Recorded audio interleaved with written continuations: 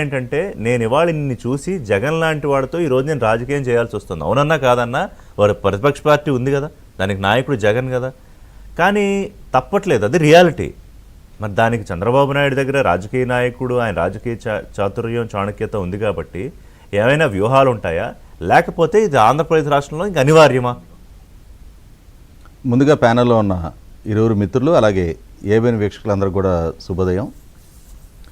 రిషి గారు, చంద్రబాబు నాయుడు గారికి 2019-24 నాటి పాలన ఎలా కళ్ళ ముందు కనిపిస్తూ ఉందో, ఆ పాలన సృష్టించిన విధ్వంసం, అలాగే దాని సైడ్ ఎఫెక్ట్స్ ఇవాళ తను ఎలా హ్యాండిల్ చేయాల్సి వస్తుంది అనేది అదే చంద్రబాబు నాయుడు గారికి 2014-19 నాటి పాలన కూడా ఒకసారి గుర్తు చేసుకోవాలి.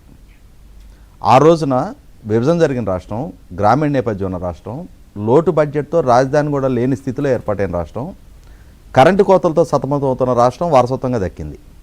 విద్యా వైద్యం ఉపాధికి పక్క రాష్ట్రాల మీద ఆధారపడుతున్న స్థితిలో ఆయన పాలనా బాధ్యతలు చేపట్టారు. అటువంటి స్థితిలో ఆయన ఉద్యోగస్తులకు 43% ఫిట్మెంట్ ఇచ్చారు. 2 సార్లు డిఎస్సి కండక్ట్ చేశారు. 3 సార్లు సిఐ కన్వెన్షన్స్ పెట్టారు. రాజధాని పోలవరానికి ఒక రూపం తీసుకొచ్చారు. అలాగే లక్షల కోట్ల పారిశ్రామిక పెట్టుబడులు రప్పించగలిగారు. ప్రైవేట్ రంగంలో 5 లక్షల మందికి ఉపాధి కల్పన జరిగింది అని జగన్మోహన్ రెడ్డి గారి ప్రభుత్వ హయాంలో నాటి పారిశ్రామిక మంత్రి గౌతమ్ రెడ్డి గారు అసెంబ్లీకి తెలియజేశారు. కాబట్టి ఆ పరిపాలనా పరంగా ఆ టెన్యూర్ చూసుకుంటే ఆయన పాలనా పరంగా ఏం తప్పు చేయాల. 200 రూపాయల పెన్షన్ 2000 చేశారు. ఎస్సీ సప్లైని సక్రమంగా ఇంప్లిమెంట్ చేశారు. పంచాయతీరాజ్ అండ్ రూరల్ డెవలప్మెంట్లో 25,000 కిలోమీటర్ల సీసీ రోడ్ ఫార్మేషన్ జరిగినాయి. లక్షలాది కేంద్ర ప్రభుత్వ సహకారంతో పక్కాయిళ్ల నిర్మాణం జరిగింది. ఇంత చేసిన 2019 ఎన్నికల్లో ఎందుకు ఓటమి చెందాల్సి వచ్చింది అంటే, వెల్ఫేరు, అభివృద్ధి సైమల్టేనియస్గా ప్రభుత్వ పాలసీస్ని కూడా ప్రాపర్గా డిఫైన్ చేసుకుంటూ కళ్ళ ముందు కనిపించే అభివృద్ధి చేసినా కూడా అది స్క్రాచ్ నుంచి, అదే అంటున్నా, లోటు బడ్జెట్తో రాజధాని కూడా లేని స్థితిలో నిర్మాణం పదవి బాధ్యతలు చేపట్టి ఒక స్థాయికి రాష్ట్రాన్ని చేర్చిన తర్వాత నిన్న చంద్రబాబు నాయుడు గారు చెప్పే ప్రకారమే 13% కంటే అధికంగా జిఎస్డిపి ఆ రోజు అభివృద్ధి నమోదు చేయగలిగారు గణాంకాలు.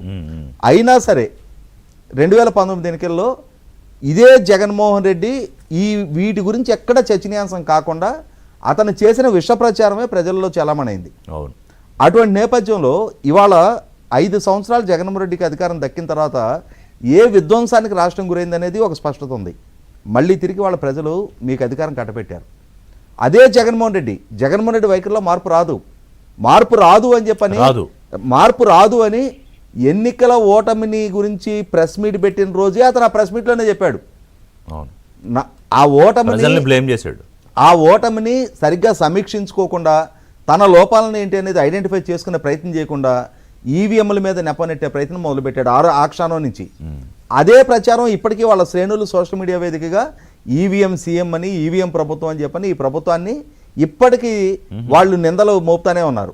అంటే ప్రజాస్వామ్యంలో రాజ్యాంగబద్ధ ఎన్నికల కమిషను రాజ్యాంగబద్ధంగా నిర్వహించిన ఎన్నికల్లో ప్రజలు ప్రజాస్వామ్యబద్ధంగా తమ ఓటును వినియోగించుకొని ఒక పార్టీకి, ఒక కూటమికి అధికారం కట్టబెడితే దాన్ని వక్రీకరించే ప్రచారమే ఇప్పటికీ నడిపగలుగుతూ ఉన్నారు. అటువంటప్పుడు కనీసం గత టెన్యూరు మీరు విఫలం చెందింది వాస్తవం. ఏ అంశంలో? జగన్మోహన్ రెడ్డిని హ్యాండిల్ చేయాల్సిన విధంగా చేయక 2017లో అతను మొట్టమొదటిసారిగా ముఖ్యమంత్రి స్థానంలో ఉన్న చంద్రబాబు నాయుడు గారిని ఉద్దేశించి నడిబజార్లో కాల్చాలి అన్న రోజే ఒక ముఖ్యమంత్రిని ఉద్దేశించి అటువంటి వ్యాఖ్యలు చేస్తే ఎదురుగాబోయే కాన్సిక్వెన్సెస్ ఇవి అని చెప్పని చట్టపరంగా కనుక అతనికి రుచి చూపించుంటే అతను బెయిల్ రద్దు చేయమని చెప్పని అతను కండిషన్ బెయిల్ మీదనే అక్యూజ్ నెంబర్ 1 అతనుకున్న అతి పెద్ద బలహీనత అది. దాని విషయంలో ప్రభుత్వ పరంగా ఈ విధంగా ఇతను కండిషన్ బెయిల్ మీద ఉంటూ రాష్ట్ర ముఖ్యమంత్రిని కాల్చాలి అని చెప్పని బెదిరించే వ్యాఖ్యలు చేస్తూ ఉన్నాడు, సమాజంలో విద్వేషాలు పెంచే ప్రయత్నం చేస్తున్నాడు అని చెప్పని అతను బెయిల్ రద్దుకు గనక ప్రభుత్వ పరంగా ప్రయత్నం చేస్తుంటే అతనికి వెన్నులో వణుకు మొదలై ఉండేది. ఇంకొకసారి ఇటువంటి బరితెగింపు వ్యాఖ్యానిస్తే ఎదురుగాబోయే పరిస్థితులు, పరిణామాలు ఏంటనేది అతనికి రుచి చూపించినట్టు ఉండేది. కానీ ఆనాటి నుంచి చీపురులతో కొట్టమన్నా స్పందించలా. అసెంబ్లీలో బై ఎలక్షన్ టైంలో ఉరి తీయాలన్నాడు, నడిబజార్లో కాల్చాలి అన్నాడు.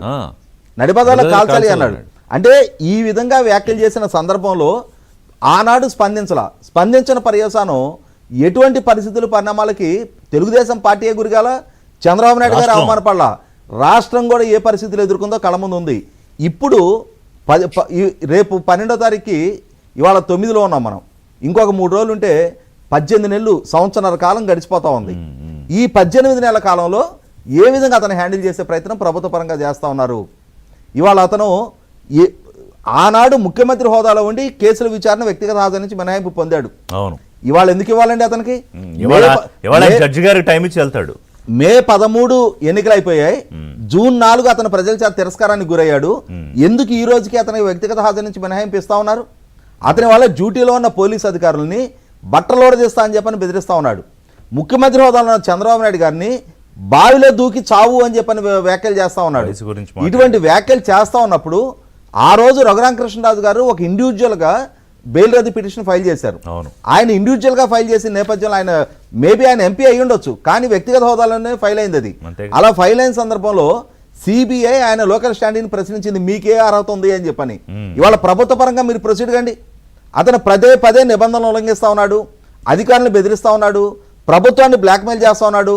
రప్ప నరకటం అనే అంశాలు రాజేష్ గారు నిన్న కాక మన ప్రెస్ మీట్ పెట్టి 3 గంటలు ఎన్ని అవాస్తవాలు చెప్పి మళ్ళీ ఎంత బురద జల్లి వెళ్ళిపోయాడు. అదే కాదు నేను అంటుంది ఏంటంటే సమాజంలో ఉన్మాదాన్ని పెంచి పోషిస్తా ఉన్నాడు.